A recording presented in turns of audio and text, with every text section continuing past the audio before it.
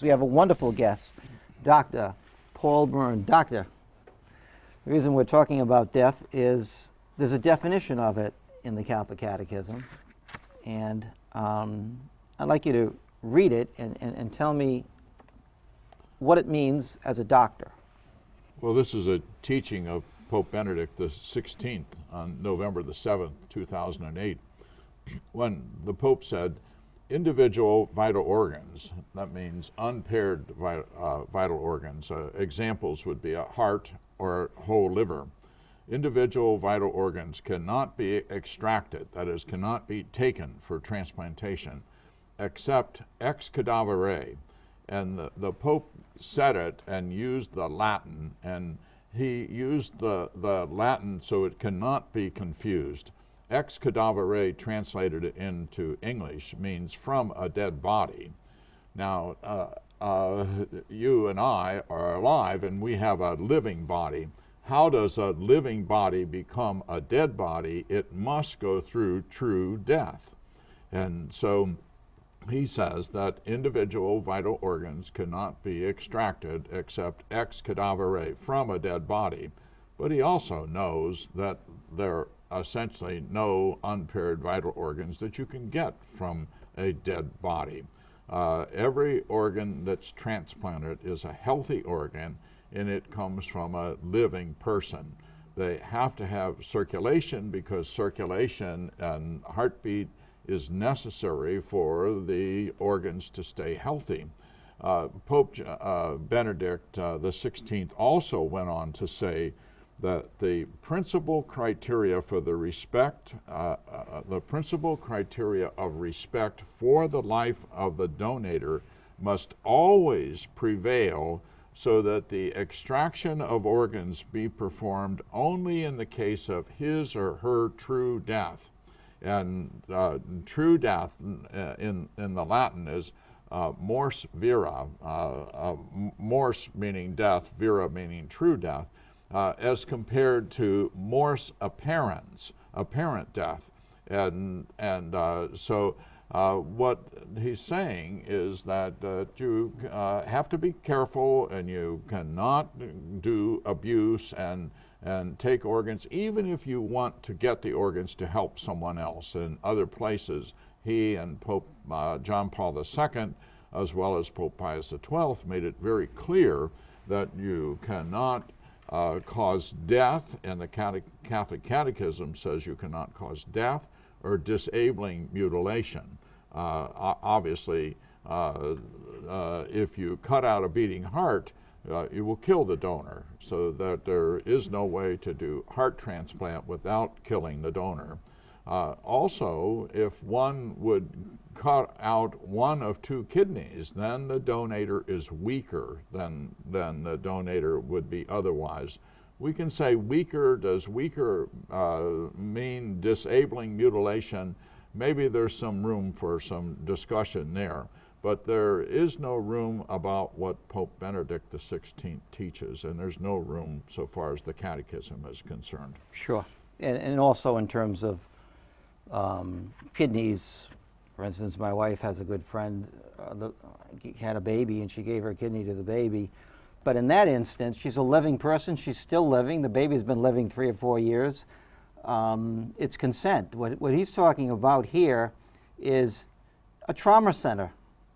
Person on a motorcycle gets supposedly injured and brought to a trauma center, and that heart is taken from a beating heart, and he's not awake to say, hey, wait a minute, my heart's still beating.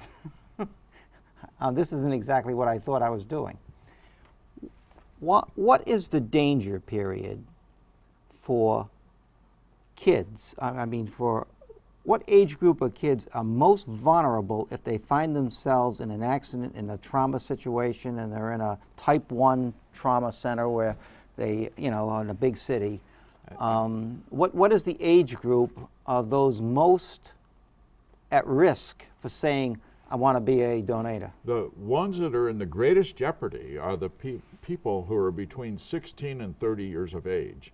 And the reason they're in such jeopardy is because they have the most healthy organs. And if people are going to get an organ, they'd like to get a healthy one. So that's where you get healthy organs. And it actually, it starts as soon as the 911 call goes in.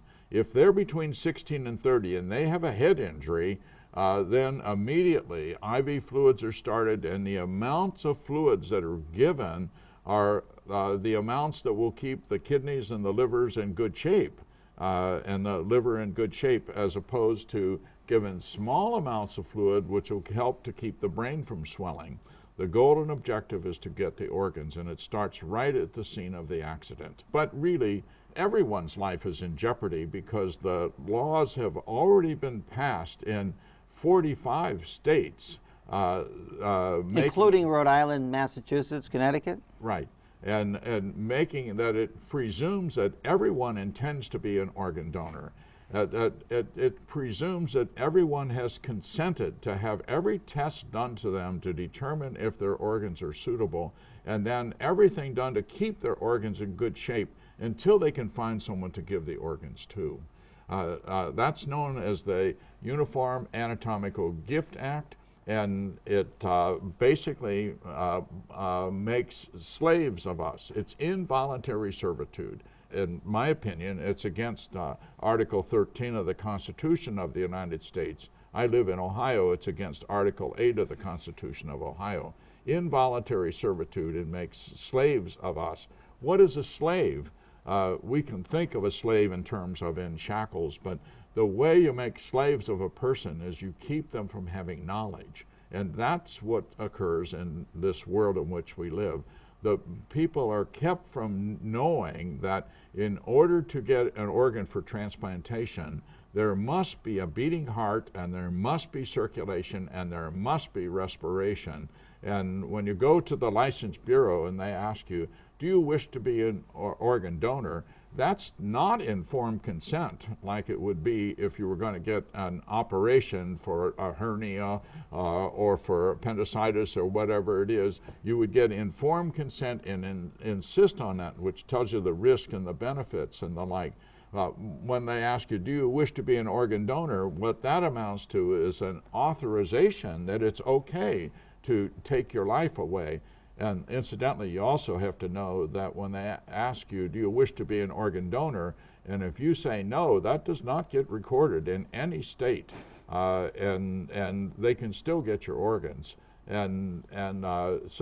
So people need to know that the laws are there.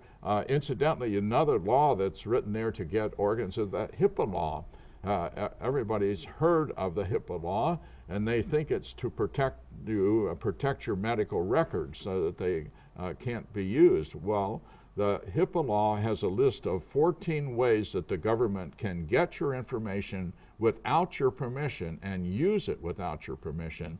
And what's also written into the law is if some way or another you or a relative find out that there was some abuse there, you can object and appeal, but then the process is such that you're allowed only one appeal and then it goes away. And that's what the HIPAA law is about, and one of them is to get your organs for transplantation. What would you tell a mother or a father if they were in the future to receive a phone call from a hospital emergency room saying that their child, son, daughter, in an accident, brain damage, asked for a donation of their organs? What would you tell that mother or father? What I would tell them is that they should immediately say, no, do not take the organs. They also have to know that in the case of the criteria for brain death, they all revolve around a test called an apnea test. The apnea test is not a test for sleep apnea, but it's a test where they take away the ventilator. The ventilator supports the activity of breathing, and it's set so that it's breathing for their son or their daughter 15 or 20 times a minute. And so they take it away, not for 15 seconds or not for 30 seconds, not for 1 minute, not for 2 minutes, but for 10 minutes. And they suffocate the patient They suffocate your child when they do that. They take it away and the carbon dioxide builds up, and then the carbon dioxide builds up, it decreases the circulation to the brain, and it makes the brain swell and makes them get worse. So they must instruct immediately, do not do an apnea test. Everyone has to know that. Now, it would be much better if their son or daughter, and if everyone had these cards that are signed and witnessed, and they have instruction on there that you want to be treated, that you want to live as long as God gives you, and do not do an apnea test. It would be much better if they had the cards signed and dated and witnessed, and if they would get this book from us, which has in it the documentation to do the same thing, plus notarize it so that everyone knows that their son and daughter needs to be treated and that you want to be treated, and everybody needs to get that from us. www.lifeguardianfoundation.org. How long does it take before a body starts to become, rigor mortis comes in? Well, rigor mortis is a contraction of muscles which acts after death has occurred. After the Minutes? It depends. If they're active, it can occur within minutes. If they're not so active, it might take a little bit longer. But it occurs quickly. Rigor mortis doesn't take a long time, and it's contraction of muscles after death. Rigor mortis would be a criteria that death has really occurred. Death is the separation of the soul from the body, as indicated in there, and that the scriptures are written to teach all of us, and the life is the substantial fact of the unity of the soul and the body, and the death is the separation of the soul and the body, and the soul is in all parts of our body. And so when you and I are talking to each other, talking and listening, our brain is functioning, but it's functioning because the heart is functioning and there's circulation and respiration and other things are going on. Our whole body is a living body, and death is the separation of the soul from the body. And what happens after death is that there's decomposition, destruction, disintegration, dissolution. It goes on. You can't stop it. Death is clearly different from being alive. And in the case of getting organs, once somebody has gone to being dead, there are no organs that you can get for transplant. They must be a living person to get an organ for transplant. If a heart stopped, and hypothetically, within a minute, you could take that heart out, would it be of no value? Hypothetically, you can't get it out in a minute. To get a heart out for transplant takes about an hour of operating. So if it takes an hour, that means they're working over a beating heart, getting it ready to go in and get that heart. Always. And would the parent who gave consent have any idea that this heart is beating and they've got it beating because they don't want it to stop till they take this? No, they have no idea. Parents are not informed. Most people are not informed about what's happening. To get an organ, the heart has to be beating and there must be circulation and respiration.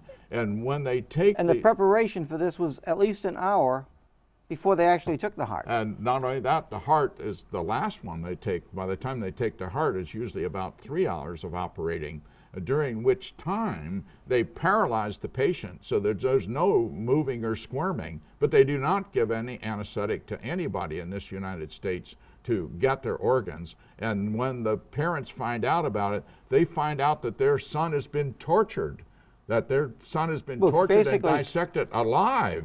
And it's a terrible, terrible thing. The parents suffer for the rest of their life when they find out what's happened to their son and their daughter. It's a terrible thing, and no one's telling anybody. No one, very few. Thank God you are now, John, helping the people to hear. And if they want to read more, they should go to www.lifeguardianfoundation.org, and they can get more information. They can get these cards that will help protect, and these booklets that have that, and they can also get this book, which is the Latin or the Italian is Finis Vitae, The English is Brain Death, True Death, and these are the proceedings to the Pontifical Academy of Sciences in 2005, all in opposition to brain death, and these are printed here, printed by the Italian Research Council and Life Guardian Foundation, and we will get these to the people. We ask for a donation, but we will get these to the people, and it's the only place they can get it. And of course, the teachings of the Catholic Church on death and organ transplantation are in this booklet too. And all these teachings are quotations of Pope Pius XII and Pope John Paul II and Pope Benedict and the Catechism of the Catholic Church, the compendium of the Catechism and the Catechism, and they all clearly teach that you cannot take unpaired vital organs, organs that occur singly in the body, except after death, and they all know that there's no way to get a heart for transplantation unless it comes from a living person. Scary. So how about the people who, like in this state, every time, I think if you're after a certain age, 40, whatever it is, you can renew your 4-year license once or twice, but on the second time or so, you have to go down and they want you to take the eye exam in front of them, and you fill out the form, and there's usually a little sign there that says, and you do want to be an organ donor. And suppose, like most people do, you were just here, you saw people in the staff who said, oh yeah, it's on my license, I'm a donor. What have they got themselves into, and what legal significance has been effectuated by having that on their license?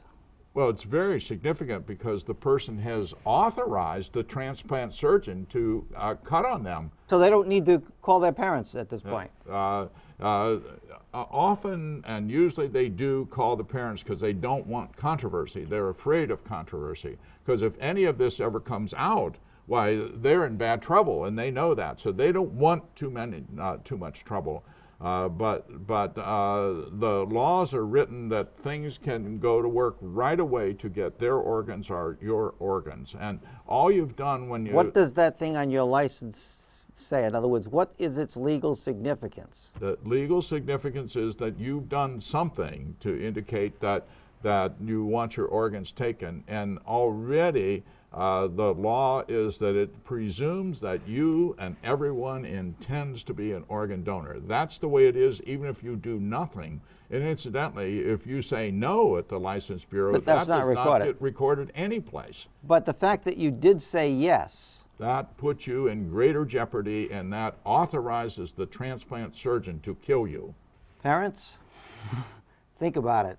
If you ever get a call from the trauma center, you know, telling you how sorry they are that your child, you know, has died, and can they take the organs, the fact that they want the organs, as Dr. Paul Burns said, that heart is beating away. So what you really want to say is, I'll be down there in 2 minutes. I want to see my child. Because if you see the child, you'll know his heart's beating. Is that good advice? It's good advice, but you got to know that once they do this thing, this declaration of brain death, then they tell the parents to go home. And then when the parents get the records, they find out that 18 hours later is when they took the organs. And after the parents go home, their child is there with a beating heart and circulation and respiration, and very much alive, and no parent around to console them or to be with them where parents belong, but they send parents home. The question that I have. If, let's just say I got a call, my daughter or something has been killed, and I walk in there and I say, I want to see my daughter. If they say she's dead, I want to see that body. I'm the parent, I want to see it. So if that heart's beating, there's going to be something there, right? There's going to be a thing there, right? Right. And then they would have to explain to me why that heart is beating, and you're telling me she's dead. That's exactly right. Doesn't make good sense. You see, all of this stuff about brain death it's contrary to common sense. It's not based on any kind of science. There's no science, no study on dogs, cats, or rats. There's no studies on human beings. They just made up brain death so they could get beating hearts for transplantation. And Is it now, a big business? You're in the medical it's field. a big business. It's a multi-billion-dollar business. And now they don't even wait for brain death. They don't even wait till they don't have evidence of functioning of the brain. If they still have functioning of the brain, then they go to this new thing that they are propagating. It's called donation after cardiac death. They want to change it to donation after circulatory death, and that immediately gets started as soon as somebody with a head injury and is put on a ventilator. As soon as they have the ventilator, it starts to get their organs, and people need to know this and object to what's happening. Parents, beware. We look forward to seeing you on another program.